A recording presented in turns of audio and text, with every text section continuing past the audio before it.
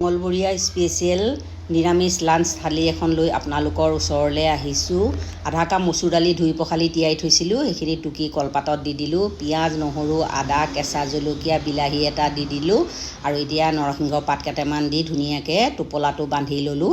আৰু এতিয়া এই টোপোলাটো মই টিফিন বাতি এটাতে ভৰাই দিম। আৰু ইফালে প্ৰেছাৰ কুকাৰত এগিলাচমান পানী বহাই থৈছোঁ, পানীখিনি উতলি গ'ল। এতিয়া টিফিন বাতিটো ভৰাই দি 6-7 চিটিমান লগাই ল'ম। আৰু এতিয়া গেছটো ৰিলিজ হোৱাৰ পাছত টোপোলাটো উলিয়াই আনিলোঁ আৰু দালিখিনি ধুনীয়াকৈ সিজি গৈছে। এতিয়া ইয়াত পিঁয়াজ আৰু জলকীয়া দিলোঁ, কেঁচা মিঠাতেল দিলোঁ, জোখ অনুযায়ী নিমখ দিলোঁ আৰু ধুনীয়াকৈ সানি পিটিকাটো মোৰ ৰেডি। এই পিটিকাটো দুপৰীয়া নিৰামিষ সাজত খাই খুব ভাল লাগে। আপোনালোকে যদি খোৱা নাই ট্ৰাই কৰি চাব।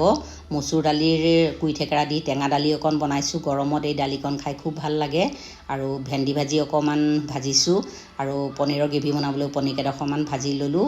আৰু পনীৰৰ গ্ৰেভিৰ কাৰণে পিঁয়াজ, নহৰু, আদা, কেঁচা জলকীয়া, বিলাহীৰ পেষ্ট এটা কৰি ল'লোঁ।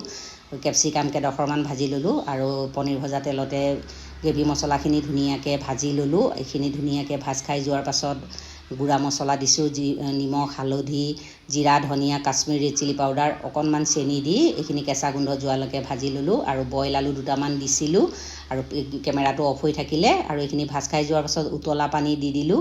উতলটো অহাৰ পাছত ভাজি ৰখা পনীৰখিনি দি দিলোঁ আৰু 5-6 মিনিট উতলাৰ পাছত পনীৰৰ গ্ৰেভিটো ৰেডি হৈ গ'ল। ৰেচিপিটো কেনে পালে জনাব। আৰু দুপৰীয়া লাঞ্চ থালিখন মই এতিয়া ৰেডি কৰিছোঁ। টেঙা দালি, পনীৰৰ গ্ৰেভি, আলু ফ্ৰাই, ভেন্দি ফ্ৰাই আৰু মচুৰ দালিৰ পিটিকাৰে দুপৰীয়াৰ থালিখন মোৰ ৰেডি। এই থালিখন কেনে পালে জনাব। এই থালিখন যদি ভাল পায় লাইক কৰিব, কমেণ্ট কৰিব, শ্বেয়াৰ কৰিব।